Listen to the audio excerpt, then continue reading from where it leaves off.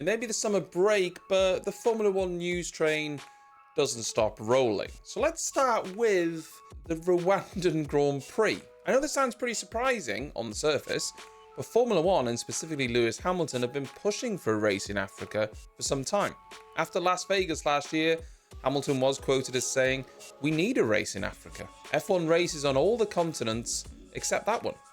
Now, he's not wrong, but the obvious candidate was Kigali, a circuit in South Africa that's already established and, this is key, has hosted a Formula One race before. Admittedly, the last one was in the early 90s, I think 1993. It's already considered a very good racetrack, and it could be upgraded to Formula One standards or modern Formula One standards reasonably easily. Now, the problem there is that there was discussions, but nothing has really come from it, at least nothing concrete. Now, though, there are genuine talks about this proposal from the Rwandan government, specifically to host a race in the Kigali region, which I think is central Rwanda. It's also quite mountainous, so it would be a race very similar to Mexico in terms of altitude. It would be a permanent circuit, and Christian Gakwaya, president of the Rwandan Automobile Club, made it clear that the country was ready. "It's time for Africa to be part of the Formula One calendar," he said. "Rwanda as a country, we are committed and prepared to host a Formula One race. We are working within the formal F1 framework and we are serious about our bid." Stefano Domenicali, the CEO of Formula One, then went on to say, "They have presented a good plan and actually we have a meeting with them at the end of September. We want to go to Africa, but we need to have the right investment and the right strategic plan." Now, Rwanda is a country that maybe you wouldn't necessarily associate with motorsport. It's a country that's faced significant hardship over the years and a lot of civil unrest. But since 2020, they've been trying really hard to change the perception of the country, and there's been a big focus on the global profile of Rwanda.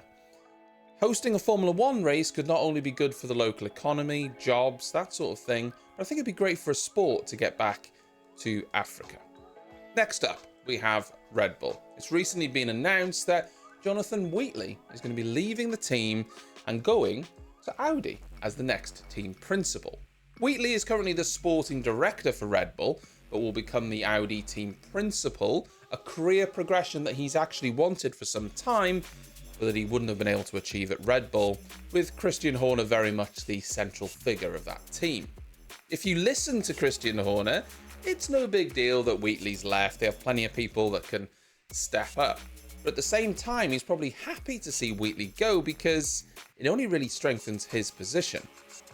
Wheatley would definitely have been a candidate to take over the Red Bull team, if anything, and this has recently been tested, was to put Horner's position in jeopardy.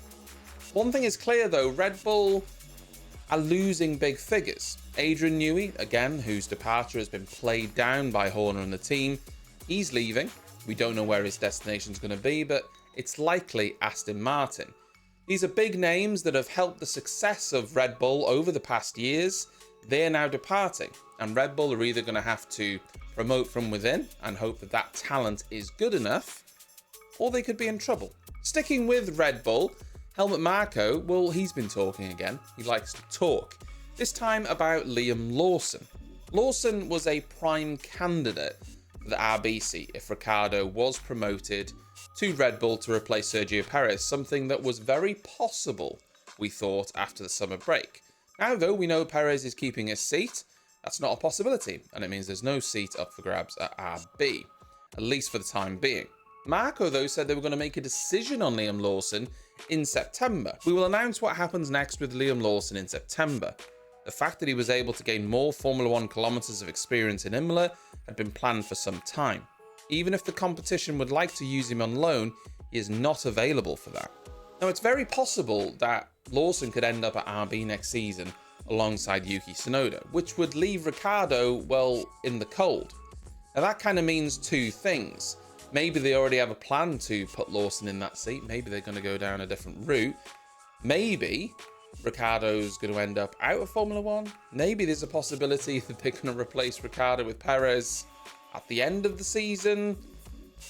The point is, there's a lot of ifs and buts in this scenario. We don't know where that's going to go, but Lawson, I think, has deserving of a seat, so we'll see where that ultimately goes. Lastly, for Red Bull, there is currently a voting taking place for their Singapore livery.